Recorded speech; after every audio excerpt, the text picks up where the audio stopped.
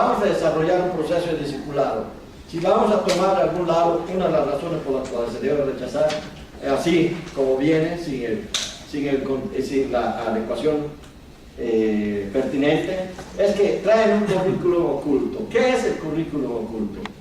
El currículum oculto es lo que tú le enseñas a la persona sin necesidad de que haya un libro o algo. Por ejemplo, daba yo clases en la Universidad de Tabasco y yo era el profesor y llegaba yo en mi bicicleta a la universidad porque no me podía comprar todavía un carro, pero tenía alumnos que llegaban en carros último modelo, papi, que tienen mucho dinero. Entonces, un momento hablando acerca de las carreras, le digo a uno de mis alumnos, la carrera de matemáticas es muy bonita, esa es mi carrera y bla, bla, bla. Y me dice, profe, a mí no me interesa su carrera de matemáticas. ¿Por qué? Porque yo lo que veo es que ustedes matemáticos vienen en una bicicleta. Yo soy estudiante, vengo en un carrazo. Yo termino esto y atiendo los negocios de mi papá y sigo ganando mucho dinero. Tenía sus objetivos bien definidos. Quiere decir que a pesar de que yo le estaba tratando de enseñar una ciencia, él aprendía de mí otras cosas también. Ese es el currículum oculto. Lo que las personas que están a tu lado aprenden por tu manera de actuar. Ellos ven cómo vives lo que tú les estás diciendo. Ese es el currículum oculto. ¿Cómo evadir el currículum oculto? Ahí lo digo también, el otro. Contextualizando el curso de discipulado. Primero lo tienes que absorber tú. Si tú lo elaboras, mejor todavía. Aunque tú copies ideas de aquel, hagas todo un conglomerado de ideas, saques una enseñanza, es tuyo. Lo puedes vivir tú, sin mucho problema. Entonces, hiciste algo de acuerdo al contexto y enseñas eso. ¿Qué es lo que hay que considerar? Ahora sí. Primero, cuestiones importantes al desarrollar el curso de discipulado. Hacerlo y enseñarlo, ¿verdad? ¿Cuál es la orientación de la iglesia? Es importante que nosotros tengamos lo que es la orientación de la iglesia. La orientación de la iglesia lo da el tamaño de la iglesia. Normalmente empezamos con una iglesia pequeña. Cuando ya es mediana, tenemos nosotros que hacer cambios. Porque cuando es pequeña, rápido se toman las decisiones. Pero cuando ya es mediana, ya hay que hacer como un sondeo. Imagínense cuando ya sea una iglesia grande. Los hermanos hablaban de una experiencia que a mí me pareció muy bonita. Tuvimos que detenernos este año y hacer una evaluación. Eso dijeron, ¿verdad? ¿Y cuál fue el resultado de esa evaluación? Crecimiento, bendiciones. ¿Por qué lo tuvieron que hacer? Porque tuvieron que cambiar un poco la orientación. Porque la orientación que tenía era de no sé, 50, 100 personas, y ahora son 500. La orientación no puede ser la misma. ¿Sí? Tiene que cambiar, tiene que cambiar. Eso es lo primero. ¿Cuál es la orientación de la iglesia? Si usted está decidido a ser una iglesia pequeña, órale, por ahí. Pero si usted quiere llegar a cumplir completamente la visión de Dios, no sé, piense, yo ahí pienso en 500. Y muchos me dicen, ¿dónde lo vas a sacar? Yo de ningún lado. ¿Dónde lo va a sacar Dios? Es problema de él. Él me dio la visión, yo le pongo un número y que me ayude, y estoy trabajando con eso, y eso, y eso. Crece, baja, crece, baja, crece, baja. En un momento eso va a explotar, eso es lo que yo sé. ¿Cuál es la orientación de la iglesia? ¿Cómo está estructurada la iglesia? ¿O cómo la vas a estructurar? El hermano nos hablaba de un organigrama. Eso es importante mostrarlo también. Y también que el organigrama, explicarles a los hermanos que no es una situación de mando, sino es una situación de servicio. El que está más arriba es el que más sirve. No es el que no es el manda más. Y el que está más abajo está aprendiendo a servir. No está aprendiendo a mandar.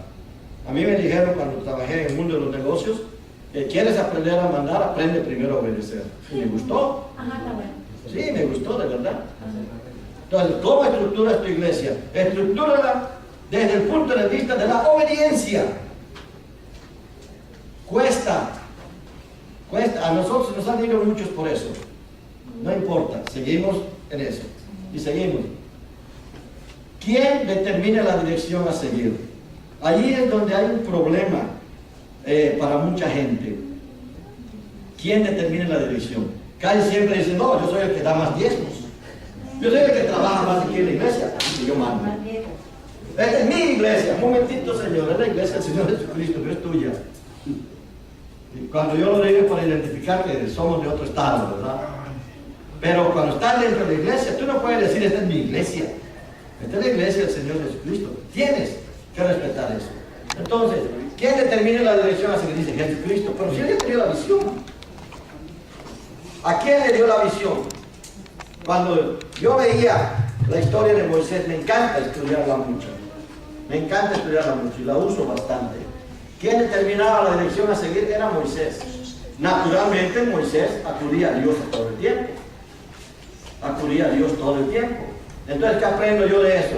Yo tengo que determinar la dirección a seguir, pero yo debo de estar acudiendo a Dios todo el tiempo. Si yo no acudo a Dios todo el tiempo, a la gente acaba siguiéndome a mí. Y el mismo Jesús lo dice, si un ciego guía a otro, ambos se van a hueco. Y si yo estoy consciente de eso, debo de estar acudiendo a Dios todo el tiempo. Entonces la gente tiene que aprender quién determina la dirección a seguir. ¿No te gusta, papito? Anda a otro lado. Me llegó un muchacho allá, yo hablo en lenguas, yo no necesito estudiar en ningún lado porque miren, y Dios, nada más, Dios me habla todo el tiempo. Y yo oro en lenguas, así que, pastor, se lo digo para que cuando yo ore en lenguas, la gente no se vaya a asustar y usted lo sepa, me decía. Y yo le dije, qué bueno, hermano, que ore en lenguas. Mire, Pablo también dice que si ores en lenguas, hágalo en su casa, para que no se asuste la gente. Ahí tenemos un cuartito, cuando el Espíritu Santo le diga, ore en lenguas, vaya a ese cuartito. Nunca fue ese cuartito y se fue de la iglesia. ¿De verdad? No, yo no tengo ningún problema con el orar en lenguas, de veras. Era la soberbia lo que yo no soporto. ¿Qué tiene que decirme a mí? Que lo viva. Yo no voy a descubrir su tiempo.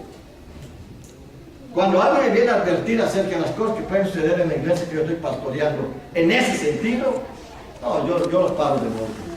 Cuando alguien viene para profetizar cosas de mi iglesia, le pongo mucha atención, porque a lo mejor Dios me está diciendo algo que yo no he querido oír. A lo mejor no lo está tratando de decir, pero yo soy necio. Señor, tu visión, tu visión, tu visión, tu visión, tu visión. Y por estar en la visión, no me fijo en otras cosas.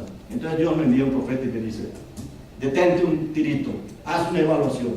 Te estás empezando a desviar. Eso no está correcto. Hay que prestar atención. Tener esa apertura. Entonces, ¿quién determina la dirección a seguir? Si yo sé que soy el responsable de la dirección que debe de seguir la iglesia, de acuerdo con la visión que Dios me ha dado, debo de tener mucho cuidado. Por eso, y eso lo debo de poner en el curso de discipulado que voy a dar. La gente tiene que aprender eso, porque si no lo aprende vas a tener muchos problemas. Yo lo veo con la gente que es de otras iglesias que llega a mi iglesia. Ellos no quieren obedecer muchas veces. Entonces los voy haciendo a un lado despacito. Trato de no dañarlos nada más. Los voy haciendo a un lado despacito, despacito.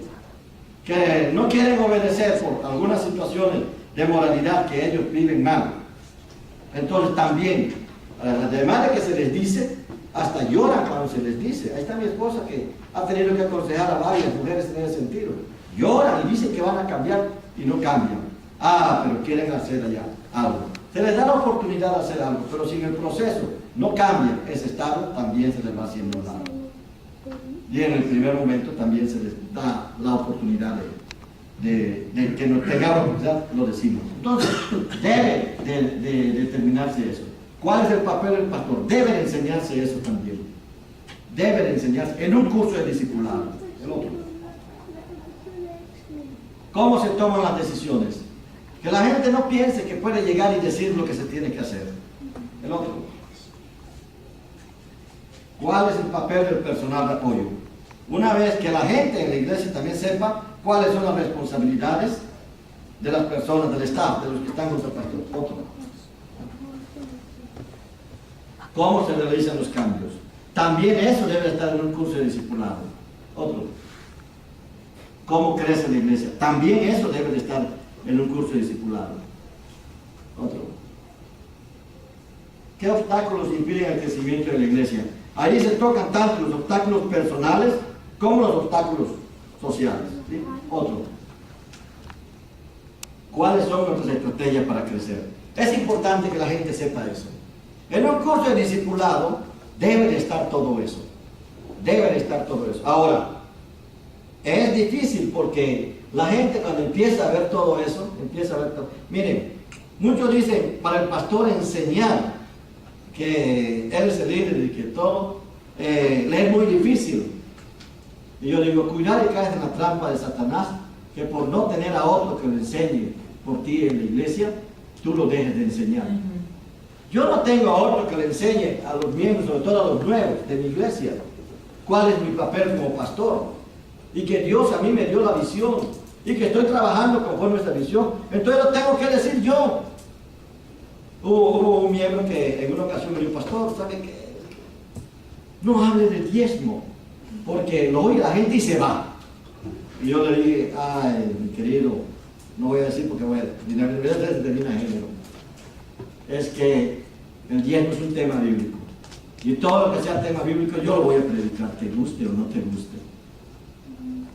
Critíquenme los que no son temas bíblicos. Voy a hablar de la política de Ronald Reagan o de el que está ahorita, Obama. Todo. Critíquenme eso. Pero no me critiquen lo que son los temas bíblicos. Tema bíblico yo lo predico. Entonces, que ellos conozcan cómo se realizan los cambios, cómo crece la iglesia, qué obstáculos impiden el crecimiento, cuáles son las estrategias de crecer. Que la gente sepa cuáles son las estrategias y que las estrategias no es la forma. La estrategia son los caminos que tú puedes seguir para alcanzar a la gente. Dice el evangelismo, solamente eso. ¿Qué es evangelismo? Si entiendes evangelismo como obra social, en ayuda a las necesidades de la gente, asista o no asista a la iglesia, actividades en la iglesia para apoyo en la comunidad, todo, está bien. Pero si no, tienes que definir las estrategias. Nosotros estamos planeando ahorita un día de la salud, porque vemos que muchos hispanos no van al hospital porque es muy caro, y no van a las clínicas